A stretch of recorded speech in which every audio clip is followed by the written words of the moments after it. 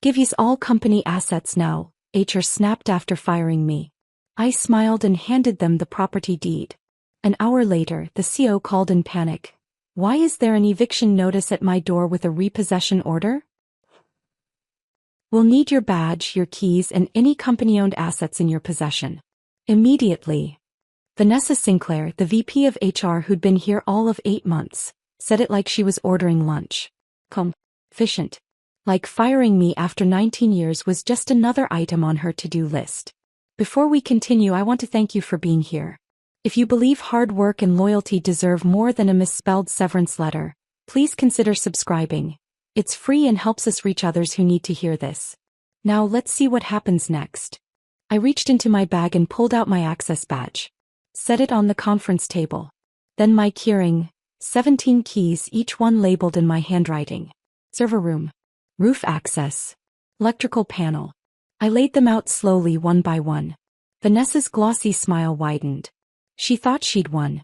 Then I pulled out the manila envelope. Thick. Heavy. Sealed with red wax. I slid it across the table. You want all company assets? I said. Here's the deed to the building. The color drained from her face. What are you talking about? She whispered. I leaned back in my chair.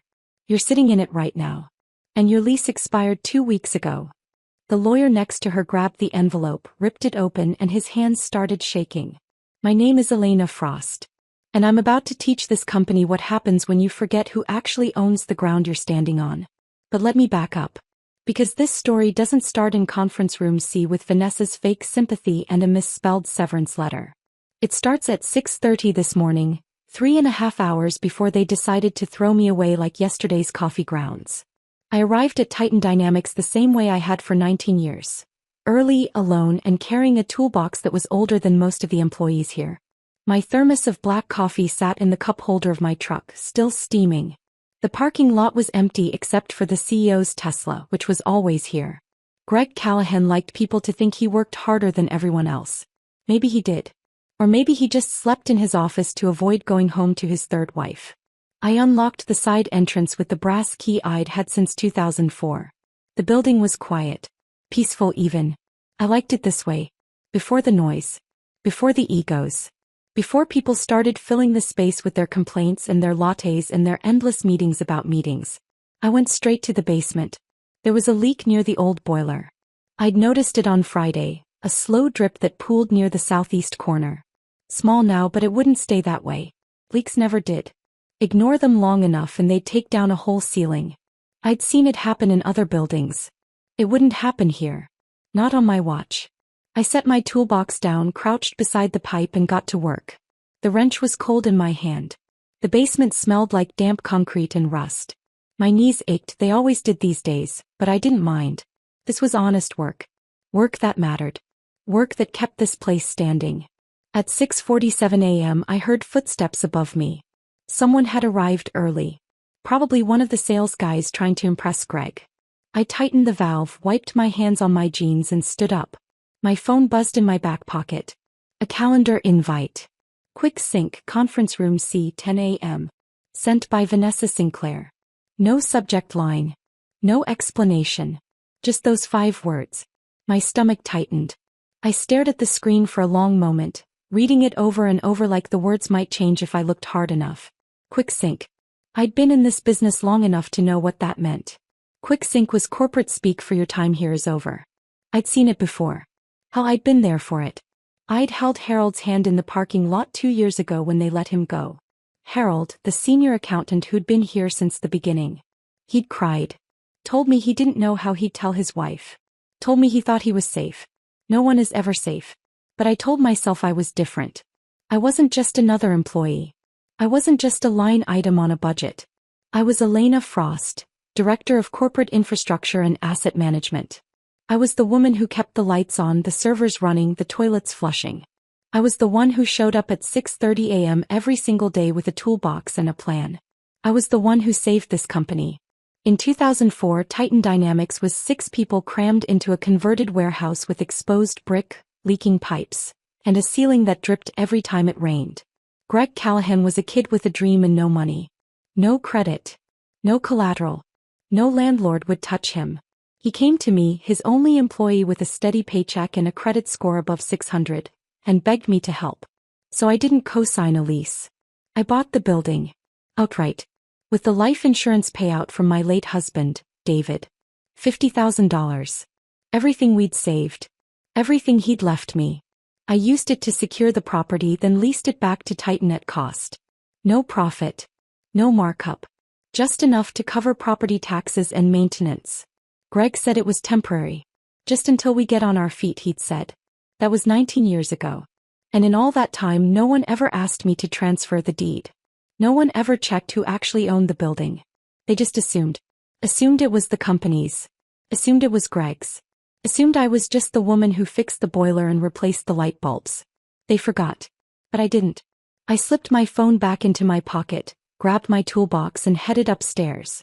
The second floor was starting to wake up. I heard the hum of computers booting up, the hiss of the espresso machine in the break room, the low murmur of voices. I stopped by the break room to grab a paper towel. Someone had spilled coffee on the counter again, and that's when I heard them. 2 junior developers. Mid-20s probably. Fresh out of college with their hoodies and their energy drinks and their complete lack of respect for anything that came before them. Did you hear they're restructuring? One of them said. Yeah, the other replied, laughing. Getting rid of dead weight. I froze. Dead weight. That's what they thought of people like me. People who'd been here long enough to remember when this place was nothing. When we ate ramen for dinner and worked 80-hour weeks because we believed in something bigger than ourselves. I didn't say anything. I just wiped up the coffee, tossed the paper towel in the trash and walked out. My office was at the end of the hall. Small. Cramped. Tucked between the supply closet and the server room. A desk, a filing cabinet, a chair that squeaked when I leaned back. But it was mine. On the desk was a framed photo. David and me standing in front of the warehouse in 2004. His arm was around my shoulders. We were both smiling. Behind us, you could see the hand-painted sign someone had made. Titan Dynamics. David used to joke that I loved this building more than I loved him. Maybe he was right. He died 6 years ago. Heart attack. Sudden. One day he was here making jokes about my toolbox and kissing me goodbye in the driveway. The next day he was gone. I threw myself into work after that. It was easier than going home to an empty house. Easier than sitting in the silence and remembering all the plans we'd made that would never happen now. This place became everything. And now they were about to take it away. I ran my finger over David's face in the photo. He'd believed in Greg. He'd believed in Titan. He'd believed in the dream. So had I. At 9:50 a.m. I stood up, smoothed down my cardigan, the navy one with the coffee stain near the hem that I'd never managed to get out, and walked toward conference room C. The hallway felt longer than usual. I passed the wall of company milestones. Photos in sleek black frames. Ribbon-cutting ceremonies. Award presentations. Team retreats in the mountains. Greg shaking hands with investors. Vanessa Sinclair smiling in her designer blazer at some corporate gala.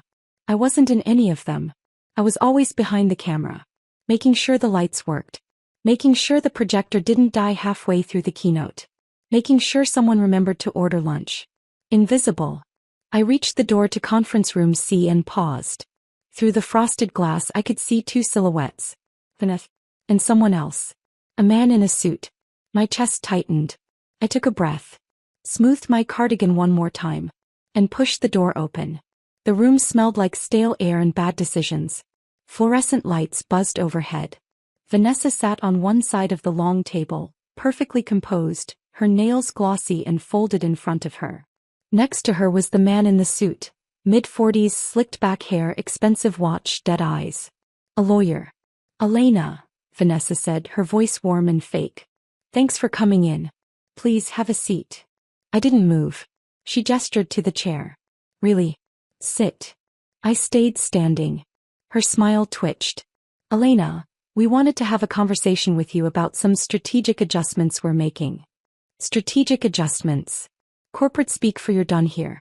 You're firing me, I said. She hesitated. Just for a second. Then she pushed a folder across the table. We prefer to call it a mutual separation. We're offering 3-month severance, benefits through October and a non-disclosure agreement.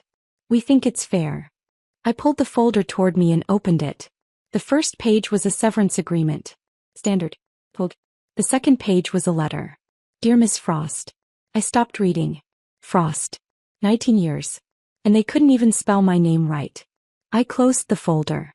That's when the lawyer spoke. We'll need your badge, your keys, and any company-owned assets in your possession. Immediately. And that's when I knew. They had no idea what they'd just done. I reached into my bag. Fully. Deliberately. And I handed them everything they asked for. Including the one thing they never knew I had. The lawyer stared at the deed like it might bite him. His hands trembled slightly as he flipped through the pages. County seal. Notary stamp. My signature at the bottom, dated and recorded. All of it official. All of it legal. All of it mine. Vanessa leaned over his shoulder, her glossy nails tapping against the table. This can't be right, she muttered. There has to be some mistake. There's no mistake, I said. The lawyer looked up at me, his face pale. You're saying you own this property? I'm saying exactly that. He cleared his throat, straightened his tie, tried to regain composure. Miss Frost, even if this document is legitimate, you can't simply evict a sitting tenant without proper notice and legal process. I leaned forward. Oh, I gave notice, I said. 3 times actually. June 10th. June 25th. July 10th. All sent via email to Greg Callahan, to your finance department, and to facilities. Subject line. Lease renewal required. Action needed by July 15th. I have read receipts for all 3. Vanessa's face went from pale to flushed. That's impossible. We would have. Would have what? I interrupted. Would have responded. Would have taken it seriously. You didn't. You ignored them. And now your lease is expired. As of August 15th, you've been operating without a valid agreement. The lawyer flipped through the deed again, scanning the fine print. I could see the moment it clicked. His jaw tightened. His eyes narrowed. Section 9B, he said quietly. That's right, I replied. Renewal of lease term requires written notice from the lessee no later than 30 days prior to expiration. You missed it. Which means I have the legal right to terminate tenancy and reclaim my property. Vanessa's hands were shaking now. She pulled out her phone, scrolling frantically. I never saw any emails about a lease renewal. That's because you weren't on the original distribution list, I said. You've only been here 8 months. Greg was. Finance was. Facilities was. They all saw it. They just didn't care. She looked at the lawyer. He looked at the deed. Neither of them looked at me. I stood up. There's one more thing, I said. They both looked up. Suite 328. The back office. You've been subletting it to a cryptocurrency consultant named Blake Hartman for the past 18 months. Did Greg mention that to you? The lawyer's face went white. Section 8C of the lease agreement explicitly states that any subletting requires written landlord approval, I continued. Greg never asked. I never approved. That's a material breach of contract. Which means even if you had renewed on time, I'd still have grounds to terminate. Vanessa opened her mouth. Closed it. Opened it again. This is insane. No, I said. This is business. You wanted to make strategic adjustments. Congratulations. You just made the biggest one of your career. I turned and walked toward the door. Wait, Vanessa said, her voice sharp. You can't just leave. We need to. You don't need anything from me anymore, I said without turning around. You made that very clear. I returned all company assets just like you asked. Including the one you forgot you didn't own. I pushed the door open and stepped into the hallway. Behind me I heard Vanessa's voice rising in pitch. This isn't over, Elena. We have lawyers. We have resources. We'll fight this. I stopped. Turned around. Looked her dead in the eye. Go ahead, I said. But while you're fighting you might want to start packing. You've got 30 days. I walked away. The hallway was too bright. Too loud. My heart was pounding so hard I could feel it in my throat. My hands were shaking. I shoved them into my pockets and kept walking. Past the break room. Past the wall of company milestones. Past the row of glass-walled offices where people were typing away, oblivious to the fact that their entire world was about to collapse. I made it to the elevator before my knees started to buckle. I pressed the button. Waited. The elevator dinged. The doors slid open. I stepped inside and hit the button for the parking garage. As the doors closed, I caught a glimpse of myself in the mirrored wall. Navy cardigan. Coffee stain. Gray hair pulled back in a ponytail. The same woman who'd walked in here at 6:30 this morning. But I didn't feel the same. I felt lighter. And terrified. The elevator descended slowly. Each floor felt like an eternity. I counted them in my head. 4, 3, 2, 1. Basement. The doors opened. I stepped out into the cold, fluorescent-lit parking garage. My truck was parked in the far corner where it always was. I walked toward it, my footsteps echoing off the concrete. I unlocked the door. Slid into the driver's seat. Closed the door. And then I just sat there. Hands on the steering wheel. Engine off. Staring at the concrete pillar in front of me. What did I just do? The question hit me like a wave. I'd just evicted an entire company. 230 employees. People with families. People with mortgages. People who had nothing to do with the decision to fire me. My chest tightened. I pulled out my phone. My hands were still shaking. I had 3 missed calls. 2 from unknown numbers. 1 from Greg Callahan. I didn't listen to the voicemails. Instead, I opened my email and scrolled to the folder labeled Lease, Titan Dynamics. There they were. All 3 notices I'd sent. June 10th, June 25th, July 10th. All marked as read. All ignored. I took a screenshot of each one and saved them to a separate folder labeled Evidence. Then I called Marcus Delgado. He picked up on the second ring. Elena. You okay? I let out a breath I didn't know I'd been holding. I just handed them the deed. Silence. Then a low whistle. You actually did it. I did it. How'd they react? Vanessa looked like she was going to pass out. The lawyer looked like he wanted to crawl under the table. Greg hasn't called me yet, but I'm sure he will.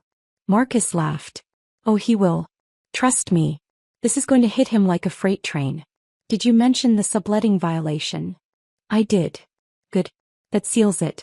Even if they try to fight the eviction, we've got them on breach of contract. They're done, Elena. You won. I stared at the concrete pillar. Well, it didn't feel like winning. It felt like free falling. Marcus, what if I just made the biggest mistake of my life? He was quiet for a moment. Then he said, You didn't. How do you know? Because you're not the one who made the mistake. They did. 19 years ago when they forgot to ask who owned the building. 2 months ago when they ignored your lease renewal notices. This morning when they fired you and demanded you hand over company assets. They made the mistake, Elena. You're just making them pay for it. I closed my eyes. I filed the eviction notice this morning, Marcus continued. It'll be delivered within the hour. They'll get the email and the physical copy. After that, they've got 30 days to vacate. If they try to fight it, we go to court. But trust me, no judge is going to side with them. Not with the paper trail we've got. Okay, I said quietly. You did the right thing. Yeah. I mean it, Elena. You did. I thanked him and hung up.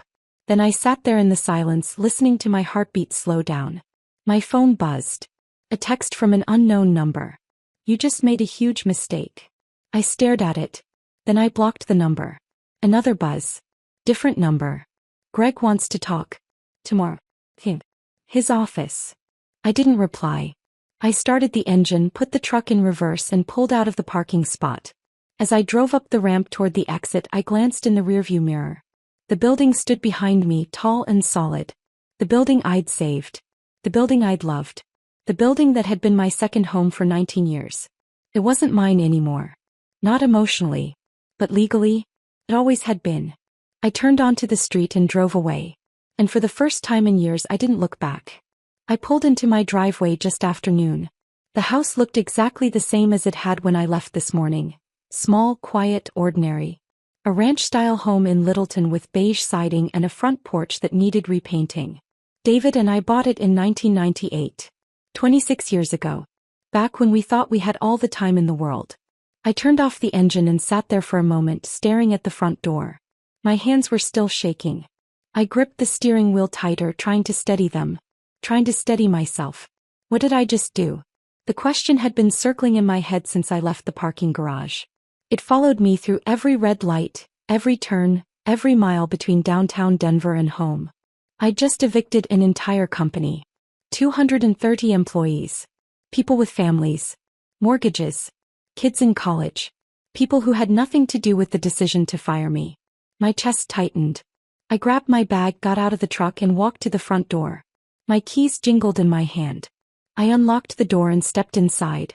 The house was too quiet. It always was. I set my bag down on the kitchen table and looked around. Same furniture. Same curtains. Same framed photos on the mantel. David and me on our wedding day. David and me at the Grand Canyon.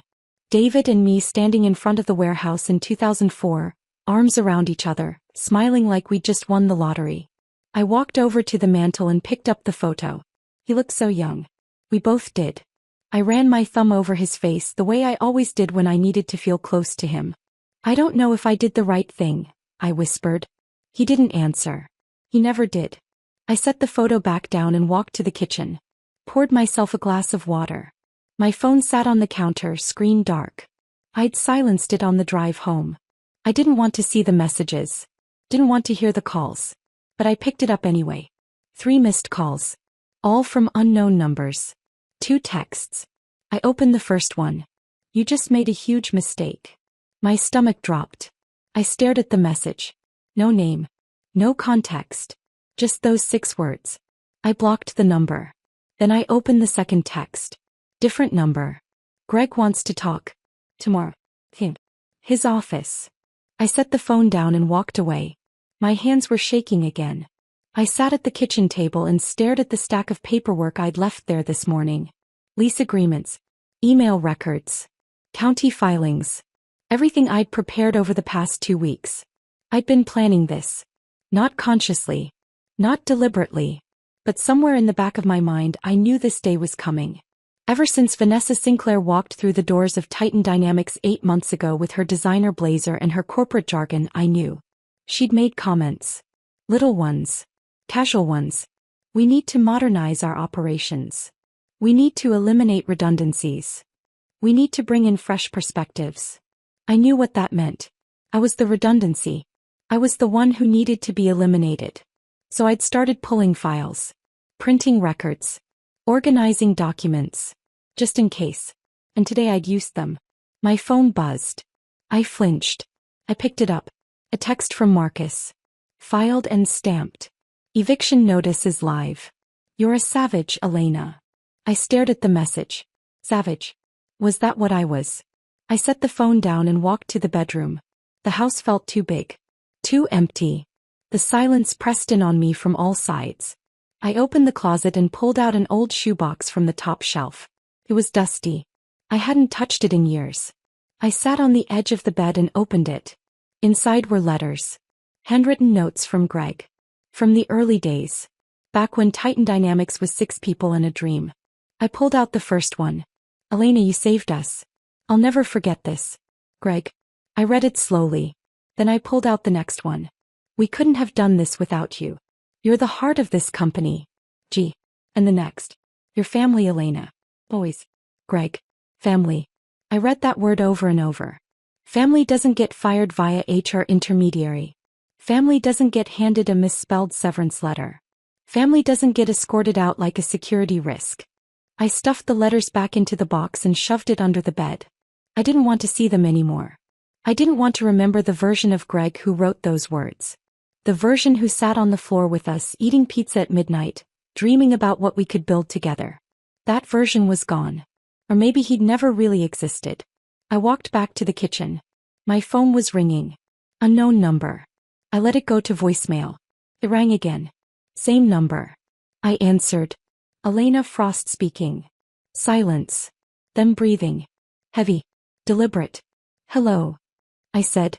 Nothing. Then a click. They hung up. My hands started shaking again. I set the phone down and stepped back, staring at it like it might explode. Who was that? Another call came through. Different number. I didn't answer. Then a text. This isn't over. I blocked the number. Another text. Another number. You're going to regret this. Block. Another. 230 people are going to lose their jobs because of you. I turned off my phone. My chest felt tight. My breathing was shallow. I sat down at the kitchen table and put my head in my hands. What if they were right? What if I just destroyed 230 lives because I was angry? Because I was hurt? Because I wanted revenge? I thought about Harold, the accountant they'd fired 2 years ago. I thought about how he cried in the parking lot. How he told me he didn't know how he'd tell his wife. What if there were 230 Harolds now? What if this wasn't justice? What if this was just cruelty? I sat there for a long time staring at the table trying to breathe. Then I stood up, walked to the bedroom, pulled the shoebox out from under the bed, and I threw it in the trash. I didn't need Greg's empty words anymore. I didn't need his promises. I didn't need his version of family. I needed to remember who I was before Titan Dynamics. Before the 19 years of invisible work. Before I became the woman who fixed everything and expected nothing in return. I needed to remember that I mattered. Even if no one else thought so. I walked back to the kitchen, turned on my phone and opened my email. There they were. The 3 lease renewal notices I'd sent. June 10th. June 25th. July 10th. All marked as read. All ignored. I took screenshots. Saved them to a folder labeled Evidence. Then I opened a new email. To Greg Callahan. Subject, Final Notice. Body, your lease expired on August 15th. You have 30 days to vacate the property. All further communication should be directed to my attorney, Marcus Delgado. I attached Marcus's contact information. And I hit send. Then I poured myself a glass of wine, walked to the back porch and sat down. The sun was starting to set. The sky was streaked with pink and orange. The air smelled like pine in late summer. I took a sip of wine. My hands had stopped shaking. For the first time all day I felt like I could breathe. I didn't know what tomorrow would bring. But tonight I was still standing. And that was enough. I woke up to the sound of my phone vibrating against the nightstand. First I thought I was dreaming. But the buzzing didn't stop. It kept going, relentless, like a swarm of bees trapped in a jar. I reached over and grabbed the phone, squinting at the screen in the dark. 5:30 a.m. 12 text messages. 7 missed calls. 3 voicemails. All from numbers I didn't recognize. A few from Greg. 1 from Vanessa. I set the phone down and stared at the ceiling. I turned it back on last night.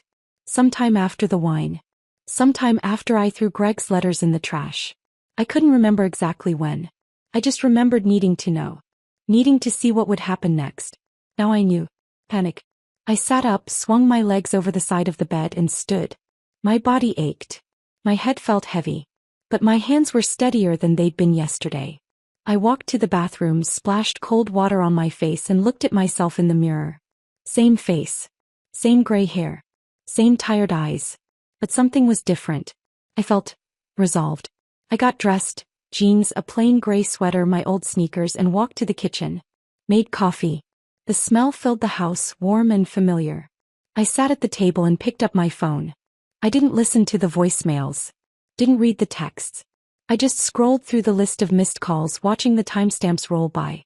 8:47 p.m., 9:15 p.m., 10:03 p.m., 11:34 p.m., 2:18 a.m. They'd been calling all night. Good. I took a sip of coffee and called Marcus. He picked up on the first ring. Elena.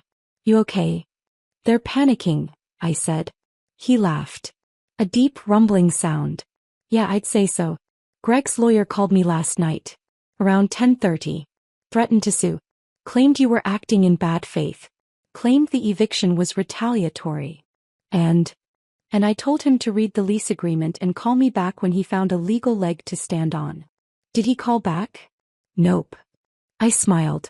Elena, they don't have a case, Marcus continued. The lease expired. They missed the renewal deadline. You gave notice. Everything's documented. They're scrambling because they know they screwed up. I stared into my coffee. What if they find something? Some loophole? They won't. Trust me. I've been doing this for 30 years. This is as airtight as it gets. I let out a breath I didn't know I'd been holding. Meet me at the diner, Marcus said. I've got the delivery confirmation. You'll want to see it. The diner was a small place on the edge of downtown. Worn booths, checkered floors, and a waitress named Betty who'd been working there since the 80s.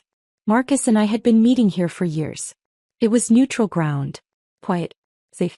He was already sitting in a corner booth when I arrived.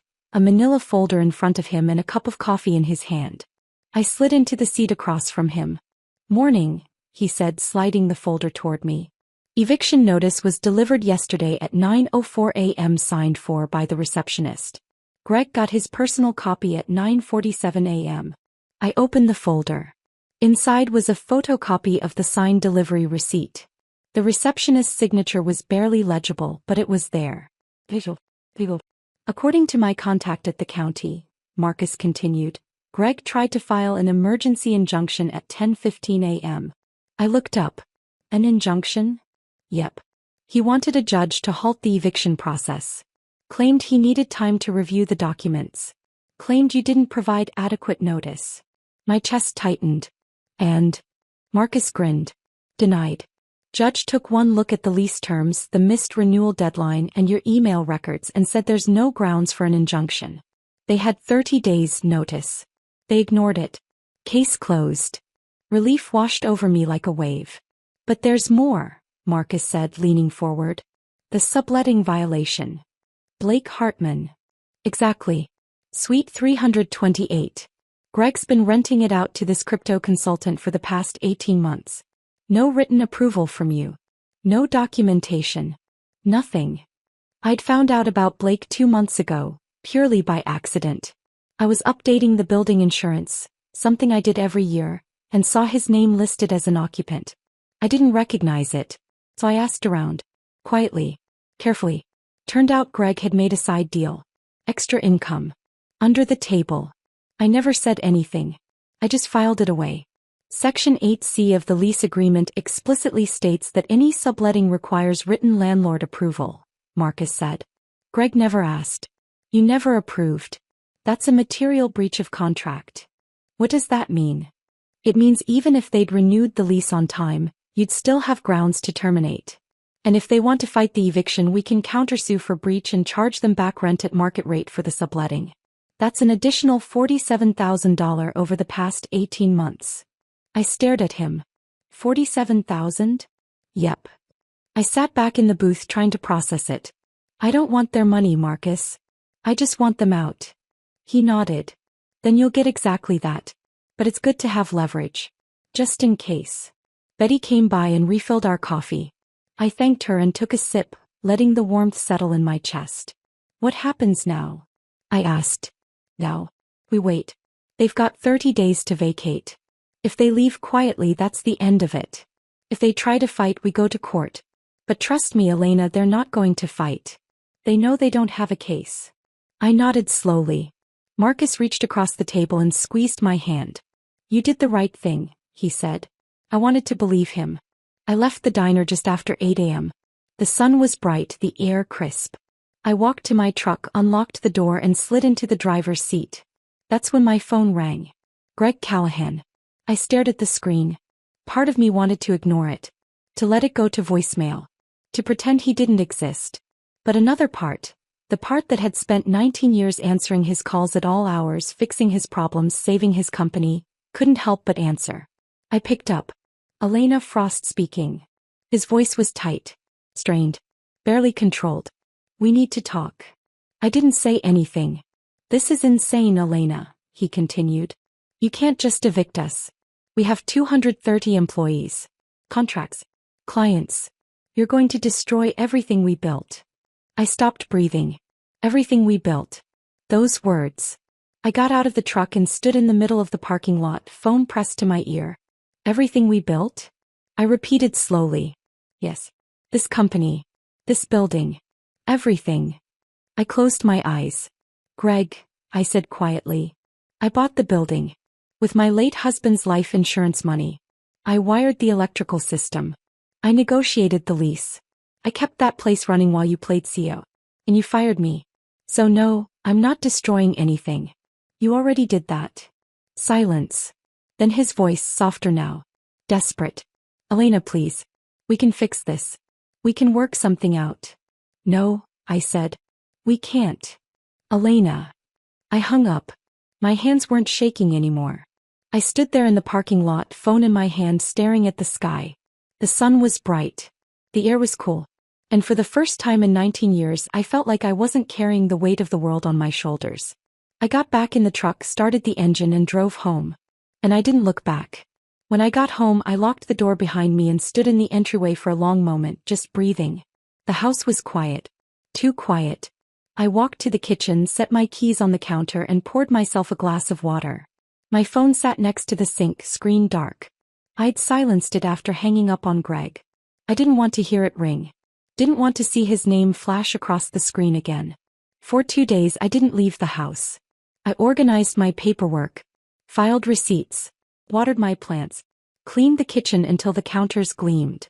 I did anything I could to keep my hands busy and my mind quiet. But on the 3rd day everything changed. I was sitting on the couch folding laundry when I heard a knock at the door. I froze. No one ever came to my door. Not anymore. Not since David died. I set down the laundry and walked to the window, peeking through the curtain. It was Carol, my neighbor from 2 houses down. She was holding her iPad and waving at me through the glass. I opened the door. "Elena," she said, slightly out of breath. "You need to see this." She pushed past me into the living room and sat on the couch, tapping frantically at her iPad. "Carol, what's going on?" She turned the screen toward me. It was a news article. Local outlet. The headline read, "Tech firm faces eviction after firing longtime employee who owned the building." My stomach dropped. There was a photo. The eviction notice. Fluorescent orange. Zip tied to the front door of Suite 300. I stared at it. "Scroll down," Carol said, her eyes wide. "Look at the comments." I took the iPad from her hands and scrolled. "Imagine firing the person who owns your building. What idiots. CO is a complete moron. She's a legend. I hope she takes them for everything. This is the most beautiful revenge I've ever seen." There were hundreds of them. Maybe thousands. I handed the iPad back to Carol. "Is this you?" she asked, her voice soft. I nodded. She set the iPad down and hugged me. Tight. Like she was afraid I might disappear. "Good for you, honey," she said. "Those corporate jerks deserve it." I smiled. But inside I felt something twist. Pride. And unease. This was bigger than I thought. That afternoon my phone started ringing again. I turned it back on to check my email and within minutes the calls started flooding in. The first one was from a reporter. "Jessica Lai. Denver Post. Miss Frost, I'd love to get your side of the story. This is a huge public interest piece. People are calling you a hero." I gripped the phone tighter. "I'm not interested in publicity," I said. "This is a private legal matter." "I understand," she said, her voice warm and persuasive. "But the public is very interested. Social media is exploding. Don't you want to set the record straight? Tell people what really happened." A hero. I'd never been called that before. But I didn't want to be a hero. I just wanted to be left alone. "No comment," I said and hung up. But the calls kept coming. Local news stations. A podcast called Justice Served. Even a TikTok creator who wanted to do a reaction video. I turned off my phone. I sat on the couch, staring at the wall, trying to process what was happening. This wasn't just about me and Titan anymore. It was public. I walked to the mantel and picked up the photo of David. The one from 2004. The two of us standing in front of the warehouse, arms around each other, smiling like we'd just conquered the world. "Did I do the right thing?" I whispered. He didn't answer. He never did. I set the photo down and walked to the kitchen. Poured myself a glass of wine. It was only 3 p.m. but I didn't care. I sat at the table and stared out the window. What if this all backfired? What if Greg found a way to twist the narrative? What if people started blaming me instead of him? What if I became the villain?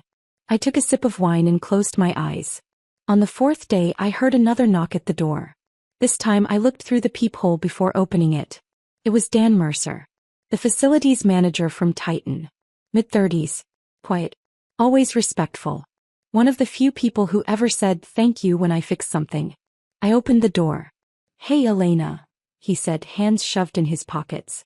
"I hope this isn't weird. I just wanted to check in. Make sure you're okay." I stared at him for a moment, then stepped aside. "Come in." He followed me to the kitchen. I made coffee.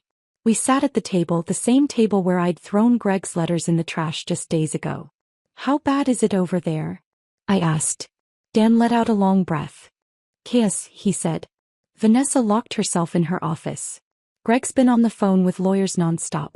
Half the staff doesn't even know what's going on. They just know there's an eviction notice on the door and the building's being taken away. I stirred my coffee, watching the spoon circle the mug.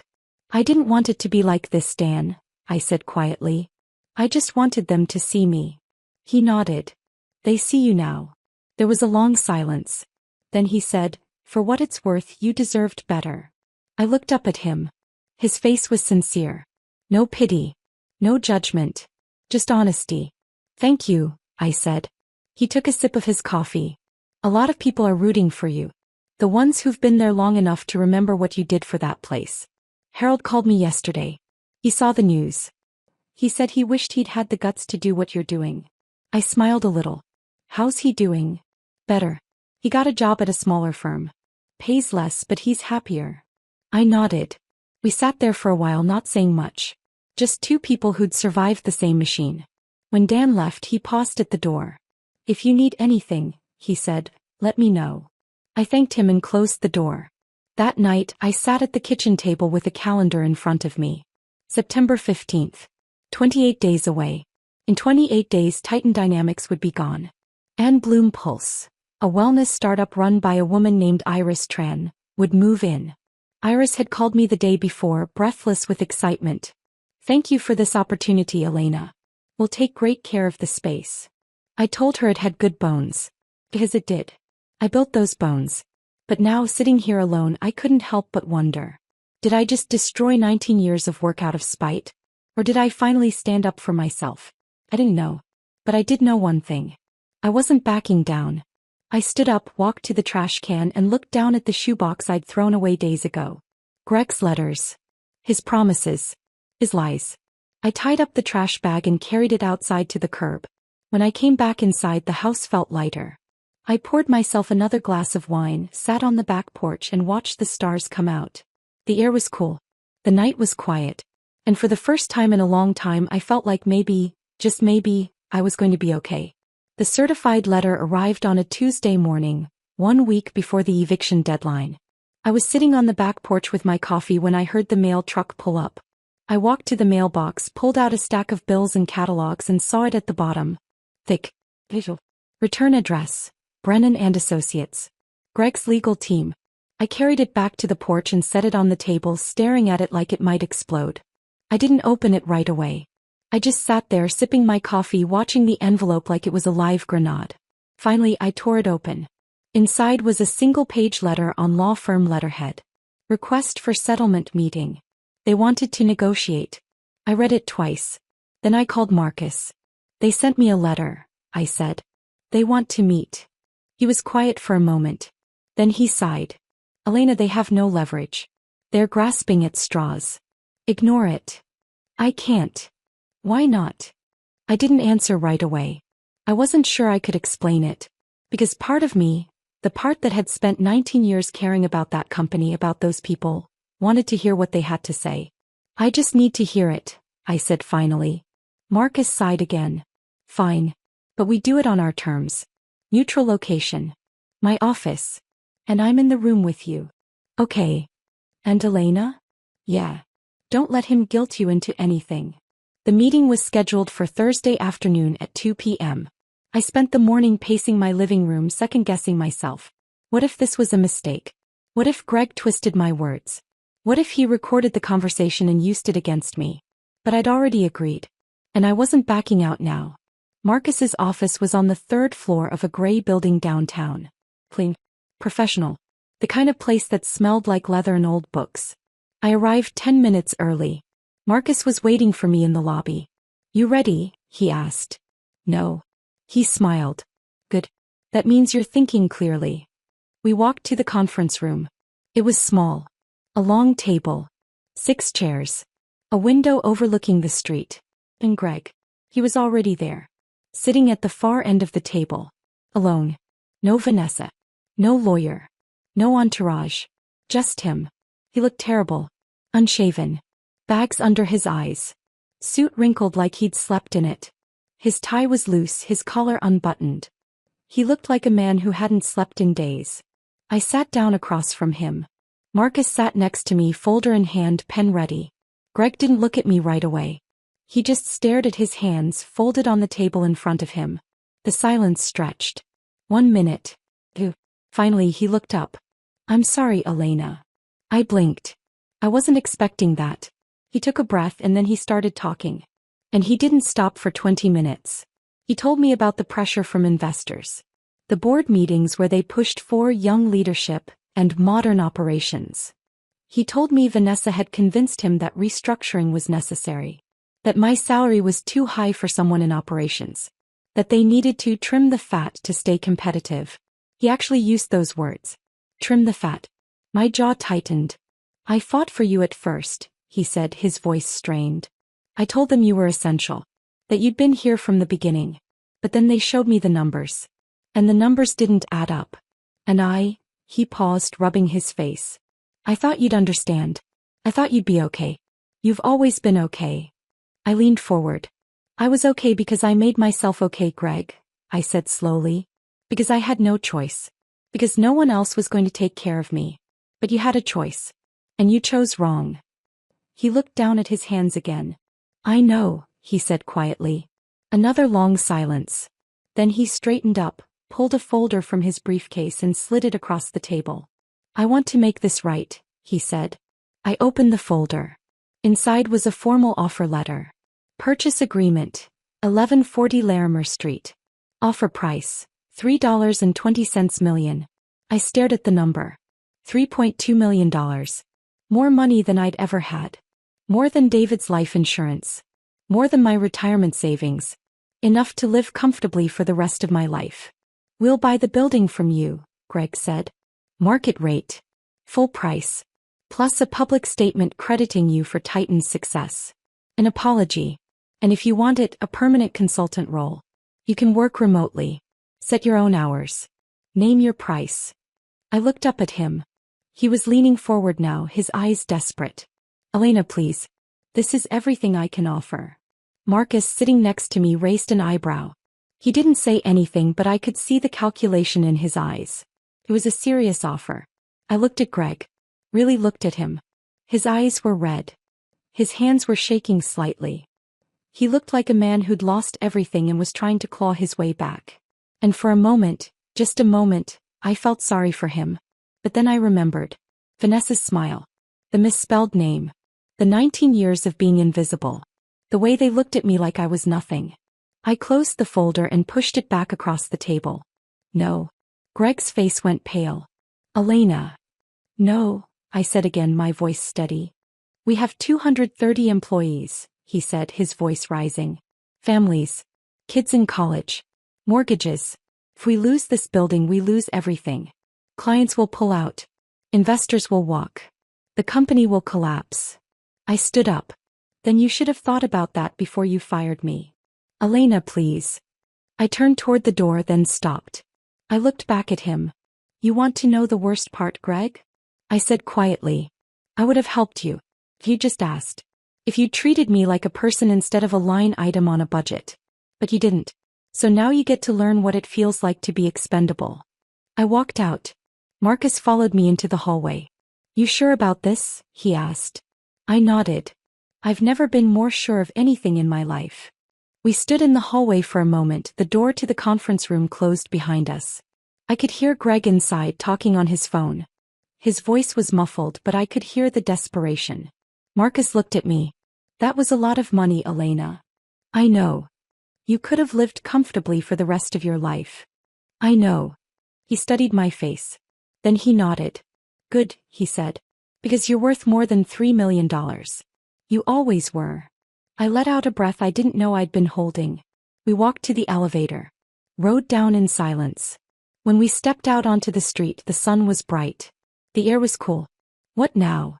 Marcus asked. I looked up at the sky. Now. I said. We finish this. He smiled. Damn right we do. I got in my truck, started the engine and drove home.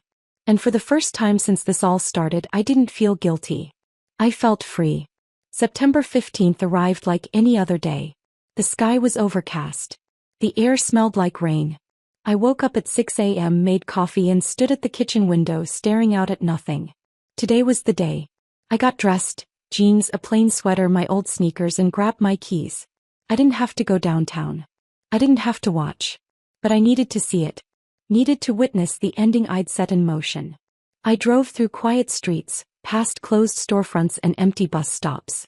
The city was still waking up. By the time I reached downtown, the sun was starting to break through the clouds, casting long shadows across the pavement. I parked across the street from 1140 Larimer Street. And I waited. At 7:30 a.m., the first moving truck pulled up. Then another. Then a third. I watched from my truck as the back doors rolled open and employees started streaming out of the building, carrying boxes, desks, monitors, chairs. Some of them looked angry, shouting at each other, pointing fingers. Some looked confused, like they still didn't understand what was happening. A few looked almost relieved, like they'd been waiting for an excuse to leave. I recognized some of the faces. The junior developers who'd called people like me dead weight. The marketing team who'd never once said thank you. The sales guys who parked in the loading zone and left their trash in the break room. And then I saw Vanessa. She was standing on the sidewalk, phone pressed to her ear, sunglasses covering half her face even though it was overcast. She was barking orders at someone. Probably a moving company, probably her lawyer. Her blazer was perfectly pressed. Her nails were still glossy. She looked like she was directing a corporate evacuation with all the authority of someone who'd never once had to carry her own boxes. And then I saw Greg. He was standing near the entrance, leaning against the brick wall, arms crossed, watching the chaos unfold around him. He looked smaller than I remembered. His suit was wrinkled. His tie was gone. His face was pale, unshaven, hollow. He looked broken. I stared at him through the windshield, my hands gripping the steering wheel. And I didn't feel victorious. I felt sad. Not for him. Not exactly. But for what could have been. For the version of Titan that valued people like me. The version that kept its promises. The version that remembered where it came from. That version never really existed. Maybe it never could have. At 9 a.m., a new set of vehicles pulled up. Smaller. Sleeker. Electric. The doors opened and out stepped a group of young people dressed in athleisure and carrying yoga mats, potted plants, and boxes labeled Bloom Pulse in neat handwriting. Iris Tran stepped out of the lead car, wearing leggings and a green hoodie, her hair pulled back in a ponytail. She looked around, eyes bright, smiling like she'd just walked into a dream. She saw me sitting in my truck and waved. I waved back.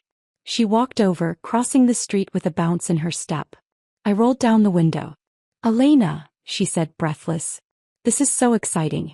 We're already planning the layout.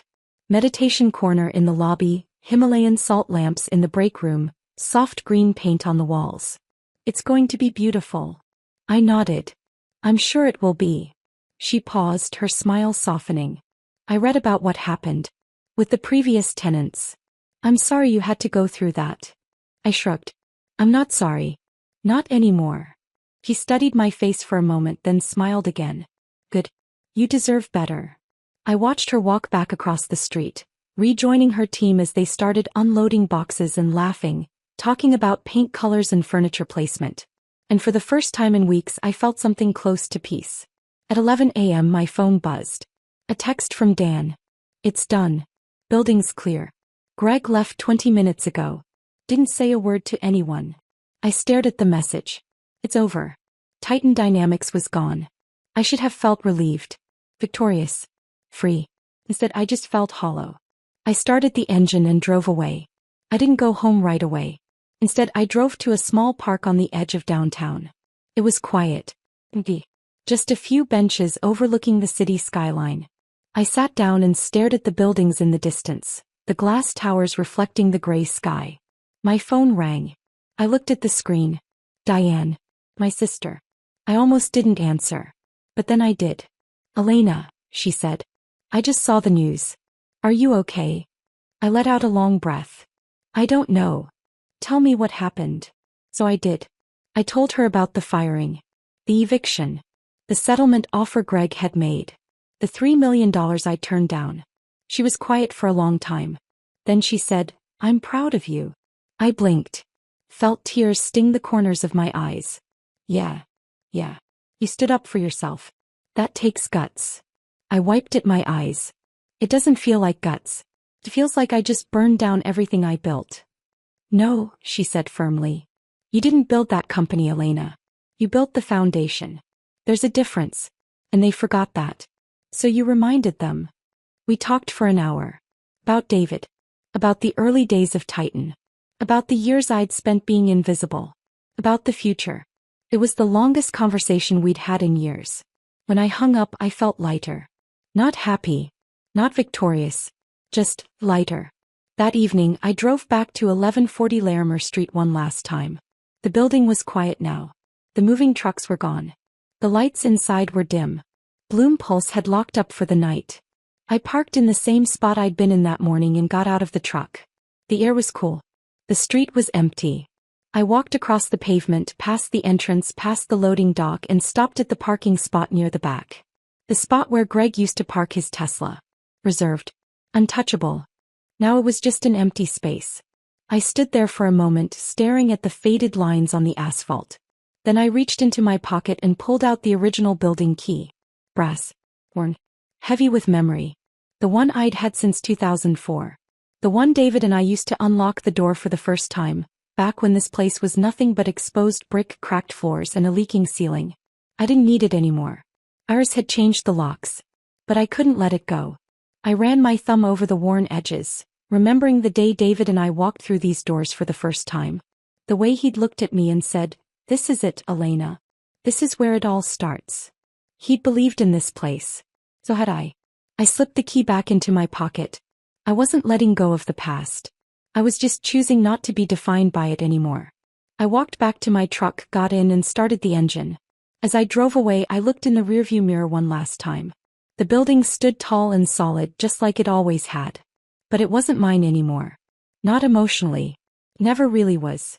I turned the corner and drove home. And I didn't look back. 3 months passed like water through a sieve. Slow at first, then all at once. I fell into a routine.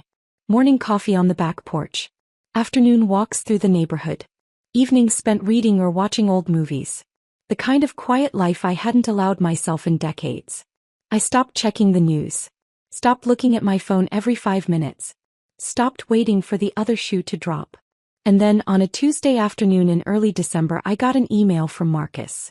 Subject line, "Thought you'd want to see this." I opened it. Attached was a link to a news article. Titan Dynamics files for bankruptcy following eviction and loss of major clients. I clicked the link and read slowly. The company couldn't recover. After losing the building, 2 major clients pulled their contracts. Investors walked. Employees scattered to competitors. Greg Callahan stepped down as CEO. Vanessa Sinclair left to take a job at some tech firm in California. The company that once seemed unstoppable was gone. I closed the laptop and sat back on the couch. I didn't feel happy. I didn't feel sad. I just felt resolved. They made their choices. I made mine. And now we were all living with the consequences. My phone rang. Iris Tran. "Elena," she said, her voice bright and energetic. "I wanted to thank you again. Business is booming. We just signed 3 new corporate wellness contracts, and we're expanding into Suite 328 next month." I smiled. "That's great, Iris. I'm happy for you. We couldn't have done it without you. Seriously, this space has been incredible. The energy here is just, it's perfect. I'm glad it's working out." "How are you doing?" she asked, her tone softening. "I know the past few months have been a lot." I looked out the window. The sun was setting, painting the sky pink and orange. "I'm doing okay," I said. "Better than okay, actually." "Good. You deserve it." We talked for a few more minutes, then hung up. I set the phone down and sat in the quiet. For the first time in a long time, I felt like I could breathe.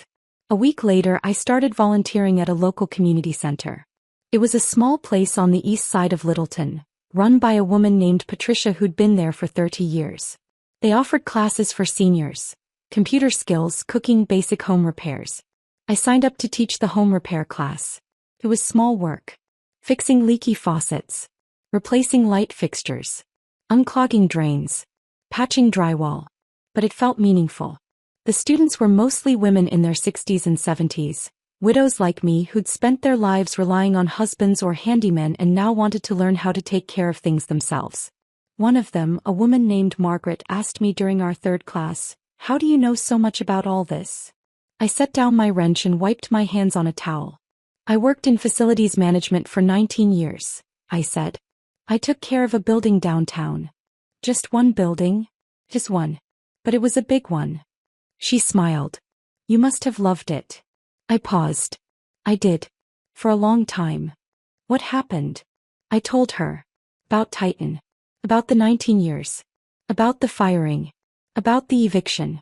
She listened quietly, her hands folded in her lap, her eyes never leaving mine.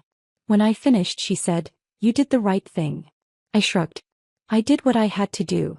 She shook her head. "No. You did what most people are too afraid to do. You chose yourself." Her words hit me harder than I expected. I'd spent my whole life choosing other people. Choosing the company. Choosing to be invisible. Choosing to stay quiet. For once I chose me. And maybe that was enough. On a cold December morning, I walked out to the mailbox and found a handwritten letter. No return address. Just my name and address in neat, looping handwriting. I carried it back inside, set it on the kitchen table, and stared at it for a long moment before opening it. Inside was a single sheet of paper, folded carefully. I unfolded it and started reading. "Elena, I know I don't deserve your forgiveness. But I want you to know that I've thought about what you said every day since the eviction. You were right. I took you for granted. I treated you like you didn't matter. And I'm sorry. I've started working with a small startup now. Nothing fancy. Just a handful of people trying to build something real. I'm trying to do things differently. Trying to value people. Trying to remember where I came from. I'll never forget what you taught me, the hard way. I hope you're doing well. You deserve every good thing. Greg." I read it twice. Then I folded it, walked to the bedroom, and put it in the drawer of my nightstand. I didn't need his apology. But I was glad he finally understood. On New Year's Eve, I stood on my back porch with a glass of champagne, watching fireworks bloom over the Denver skyline. The air was cold and sharp. The sky was clear. The fireworks exploded in bursts of red, blue, gold, lighting up the night like falling stars. My phone buzzed in my pocket. I pulled it out. A text from Dan. "Happy New Year, Elena. Thanks for everything." I smiled and typed back. "Happy New Year, Dan. Take care." I slipped the phone back into my pocket and took a sip of champagne. I thought about the past year. The betrayal. The eviction. The hollow victory. The unexpected peace. Thought about David. About how he used to tell me I was stronger than I believed. That I could do anything I set my mind to. Maybe he was right. I raised my glass to the sky. Not to what was. Not to what could have been. But to what is. To the woman who owned the building. The woman who finally chose herself. The woman who walked away and never looked back. I took another sip. The champagne was cold and sweet. And for the first time in a long time I felt free. The fireworks continued to explode overhead, painting the sky in brilliant colors, fading and blooming again and again. I stood there, alone but not lonely, watching the night unfold. And I realized something. I didn't need anyone to see me. I didn't need anyone to validate me. I didn't need anyone to remember my name. I knew who I was. I knew what I was worth. And that was enough. I finished my champagne, walked back inside, and closed the door behind me. The house was warm. Quiet. Safe. I walked to the living room and sat on the couch, pulling a blanket over my lap. On the mantel, the photo of David and me still sat in its frame, the two of us smiling in front of the warehouse all those years ago. I looked at it for a long moment. Then I smiled. "I did it, David," I whispered. "I finally did it." And somewhere in the quiet of the night I could almost hear him whisper back. "I always knew you would." I leaned back, closed my eyes, and let the warmth of the house wrap around me like a blanket. Outside, the fireworks continued. Inside, I was finally home. If this story of cold, calculated justice had you glued to your screen, smash that like button right now. My favorite part was when Elena slid that property deed across the table and watched their faces drain of color. What was your favorite moment? Drop it in the comments below. Don't miss more powerful stories like this. Subscribe and hit that notification bell so you never miss an upload.